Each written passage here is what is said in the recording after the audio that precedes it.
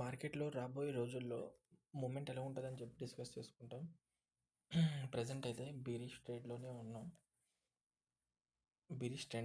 Sorry. And market ఇప్పుడు ఈరోజు కూడాను మార్కెట్ గ్యాప్ డౌన్ ఓపెన్ అయిన తర్వాత కన్సాలిడేషన్ పీరియడ్‌లోనే ఉంది. ఫస్ట్ మార్నింగ్ ఏదైతే క్యాండిల్ క్రియేట్ చేసిందో 15 మినిట్స్‌లో ఆ క్యాండిల్ లోపలే ఇంటర్నల్ స్ట్రక్చర్ క్రియేట్ చేస్తూ ఉండిపోయింది. అండ్ మనం ఈరోజు కూడాను చాలా ట్రేడ్స్ తీసుకున్నాం పీఈ సైడ్‌కి. ఇదంతాన ఈవెన్ ఇది ఇండ్యూస్మెంట్ అయ్యేసరికి కూడాను మనం ఇవంతా పీఈ సైడ్‌కే హోల్డ్ చేసాం అండ్ ప్రీవియస్ లో బ్రేక్ చేయడానికి. బట్ ఫైనల్‌గా ఎండ్ ఆఫ్ ద డేకి మార్కెట్ గురించి ఆల్రెడీ మెన్షన్ చేశాను. ఈ ప్రీవియస్‌లో ఎందుకు బ్రేక్ అవ్వదు, రీజన్ ఏంటి అని చెప్పేసి. అది స్టార్టింగ్ నుంచి చెప్తున్నాను. ఇది ఒక జస్ట్ ఇండ్యూస్మెంట్ పర్పస్ మాత్రమే ఫాలో అవుతుంది అండ్ లిక్విడిటీ క్రియేట్ అయిందని చెప్పి. రేపు మ్యాక్స్ ఏంటంటే గ్యాప్ అప్ ఓపెన్ అవుతుంది. గ్యాప్ అప్ ఓపెన్ అయిన తర్వాత కూడా ప్రీవియస్ ఏదైతే మనం ఇండ్యూస్మెంట్ అనుకుంటున్నామో ఈ జోన్కి వచ్చి ఇక్కడి నుంచి మనకి ఎటువంటినైనా కరెక్షన్ చేంజ్ ఆఫ్ కరెక్ట్ ఇచ్చినట్టయితే లోవర్ టైం ఫ్రేమ్లో కన్ఫర్మేషన్ మనం మళ్ళీ మన టార్గెట్ ఏదైతే లో బ్రేక్ అవ్వాలి అది పెట్టుకుంటాం. ఓకే. అండ్ బడ్జెట్ డేకి పర్టికులర్గా మనం ఇప్పటి నుంచే ట్రేడ్స్ చెప్తున్నాను. బడ్జెట్ డేకి ఇది గ్యాప్ అప్ ఓపెన్ అయ్యి ఈ 5 డేస్ ఏదైతే ఉందో అంటే కంప్లీట్ సాటర్డే బడ్జెట్ అనుకుంటా ఫిబ్రవరి 1న. సో ఈ 4 డేస్ కూడా మనకి ఈ ఈ జోన్లోనే లైక్ ఇప్పుడున్న ఈ పర్టికులర్ జోన్ ఏదైతే ఉందో ప్రజెంట్ మార్కెట్ ఉన్న వాల్యూ నుంచి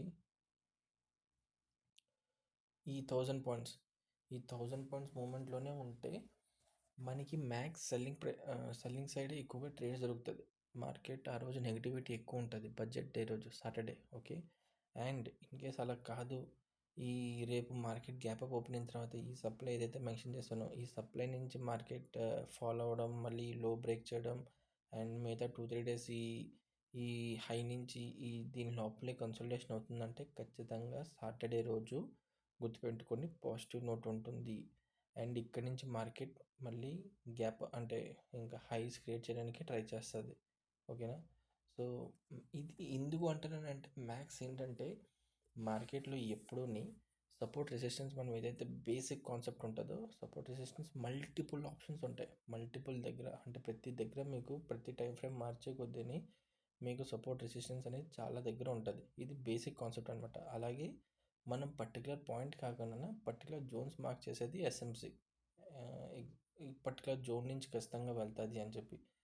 సపోర్ట్ రెసిస్టెన్స్ ఏంటంటే ఎస్ఎన్ఆర్లో ఈ పర్టికులర్ వాల్యూకి వస్తేనే అక్కడి నుంచి మనం మూమెంట్ స్టార్ట్ చూడొచ్చు. అది ఈ క్యాండిల్ వరకు లేకపోతే ఇంత టైం వరకు హోల్డ్ చేస్తే మనం ఇక్కడి నుంచి ఖచ్చితంగా మూమెంట్ స్టార్ట్ అవుతుంది అని చెప్పి ఎస్ఎన్ఆర్లో లైక్ సపోర్ట్ అండ్ రెసిస్టెన్స్లో చూసుకోవచ్చు. బట్ ఎస్ఎంసీలో ఏంటంటే ఒక పర్టికులర్ జోన్ ఉంటుంది. అక్కడ నుంచి ట్యాప్ అయిన తర్వాత అక్కడ నుంచి రియాక్షన్ స్టార్ట్ అయిపోద్ది. కొన్నిసార్లు అక్కడ ఆ జోన్లో నుంచి రియాక్షన్ స్టార్ట్ అయిపోద్ది. సో ఫైనల్గా అలాంటి జోన్స్ మల్టిపుల్ ఏరియాస్లో మల్టిపుల్ టైం ఫ్రేమ్లో మీరు మార్చే కొద్దిని మీకు కనిపిస్తూనే ఉంటాయి. ఇప్పుడు మనం ఎగ్జాంపుల్ చూసినట్టయితే ఒక సపోర్ట్ రెసిస్టెన్స్ పెట్టుకున్నాం అనుకున్నాం. ఒక సపోర్ట్ పెట్టుకున్నాం. ఆ సపోర్ట్ బ్రేక్ అయిపోతే నెక్స్ట్ ఇంకో సపోర్ట్కి వస్తుందని చెప్పి మనం పెట్టుకుంటాం. పివట్ పాయింట్స్ కానీ ఇలాంటివన్నీ. సేమ్ అలాగే ఇక్కడ కూడా డిమాండ్ సప్లై అనేది ఎస్ఎంసీలో యూస్ చేసుకుంటాం. సో ప్రజెంట్ నేను అనుకునే అనాలిసిస్ ప్రకారం అంటే ఈవెన్ ప్రతి టైం ఫ్రేమ్లోని మార్కెట్ బీరిష్లోనే ఉంది. ఈ ఓన్లీ వీక్లీ టైం ఫ్రేమ్లో మాత్రమే బులిష్లో ఉంది. అంటే ఇది ఎంతైతే ఫాలో అయిందో ఇదంతా జస్ట్ ఒక దానికి ఇండ్యూస్మెంట్ వీక్లీ టైం ఫ్రేమ్లో నా ప్రిన్సిపల్స్ ప్రకారం. అంటే నేను నేర్చుకునే రూల్స్ ప్రకారం అది జస్ట్ ఒక ఇండ్యూస్మెంట్ పర్పస్ మాత్రమే. ఓకే.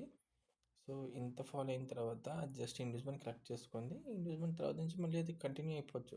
సో ఇండ్యూస్మెంట్ కరెక్ట్ చేసుకోవడానికి రావాలి కాబట్టి ఇదైతే ఎల్లో లైన్ చూస్తున్నారో అది జస్ట్ ఈక్విలిబ్రియం వీక్లీ టైం ఫ్రేమ్కి అంటే 50%. సో 50% లెవెల్కి ట్యాప్ అయింది. అండ్ ఎక్స్ట్రీమ్ ఏదైతే ఉందో అది 46,000 ఉంది. 46,100 ధర. ఈ లో బ్రేక్ అవ్వకూడదు. ఈ గ్రీన్ జోన్కి రాకూడదు. మార్కెట్ ఇక్కడి నుంచి కంటిన్యూ అవుతుందని చెప్పి నేను అనాలిసిస్ చేస్తున్నాను. అందుకే అంటున్నా మ్యాక్స్ ఛాన్సెస్ ఏదైతే ఉందో అది వైట్ లైన్. నేను ఇప్పుడైతే ఇది హైయర్ టైం ఫ్రేమ్ చూసుకుంటున్నా.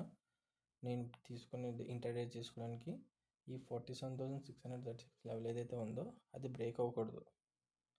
ఈ జోన్ లోపల మార్కెట్ కన్సోలిడేట్ అవ్వాలి. ఈ 4 డేస్ కూడా ఎంతైనా మూమెంట్ వొలటిలిటీ ఉంది. ఈ 4 డేస్ ఇక్కడే ఉండాలి.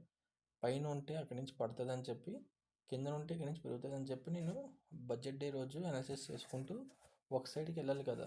లైక్ చాలామంది అనాలిసిస్ ఏం చెప్తారంటే సిఈపి రెండు కొనియండి, ఏదో ఒక సైడ్ అయితే ఖచ్చితంగా వొలటిలిటీ వస్తుంది, ఆ వొలటిలిటీని గ్రాప్ చేసుకోండి 2x 3x అని చెప్పి 10x అని. సో నేనేంటంటే ఒకే సైడ్ వెళ్తాను, అది కూడా నా సెటప్ ప్రకారం వెళ్తా అని చెప్పేసి. సో ఆల్రెడీ మీకు ఈ వీడియోలో చాలా చెప్పేసాను. మీరు నేనైతే తీసుకునే ముందు కూడా మెన్షన్ చేస్తాను బడ్జెట్ డే ముందు రోజు ఏంటనేది. బట్ ఇప్పటి నుంచే మెన్షన్ చేస్తున్నాను ఎలా వెళ్ళాలి, ఎందుకు వెళ్ళాలని చెప్పి రీజన్స్ కూడా. ఓకేనా. But end of the day ఇంకోటి ఏంటంటే మంత్లీ ఎక్స్పైరీ కదా మనకి ఇప్పుడు బ్యాంక్ నిఫ్టీలో. సో ఈ మంత్లీ ఎక్స్పైరీలో లాస్ట్ ఈ 5 వీక్స్ అనమాట expiry. So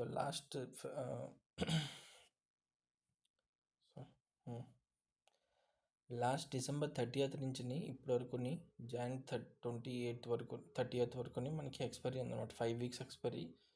so last expiry నుంచి చూసినట్టయితే ఆల్మోస్ట్ 27th డిసెంబర్ నుంచి ఇప్పటివరకు 5 వీక్స్ ఆల్మోస్ట్. ఈ 5 వీక్స్లోని మార్కెట్ ఓన్లీ ఫాలో అయింది. సో నాకు తెలిసి ఈ ప్రీమియమ్స్ ఏవైతే పీవీ ఉన్నాయో బాగా పెరిగిపోయింది. సో ఈ పెరిగిపోయిన మార్కెట్ ఏదైతే పీఈ సైడ్ ఏదైతే ఆప్షన్స్ ఉన్నాయో దాన్ని ప్రీమియం తగ్గించడానికి కొద్దిగా మార్కెట్ పై వరకు వెళ్తుంది ఈ 3-4 డేస్ అని. ఆ తర్వాత ఖచ్చితంగా సాటర్డే అనేది మనకి సేమ్ నెగిటివిటీ ఉంటుంది అండ్ గ్యాప్ డౌన్ ఇవన్నీ చూడవచ్చు. సో మ్యాక్స్ అయితే నేను ఫ్రైడే అప్పుడు పీ సైడ్కి ప్రిఫర్ చేస్తానని చెప్పి అనుకుంటున్నా, ప్రజెంట్ ఉన్న సినారీ బట్టి చూస్తే. సో దగ్గరికి వచ్చిన తర్వాత మనం ట్రేడ్స్ అనేది తీసుకుంటాం, బట్ ఖచ్చితంగా ఈ జాక్పాట్ ట్రేడ్ మాత్రం వదులుకోకండి. ఓకేనా. రాబోయే రోజుల్లో ఉంటా.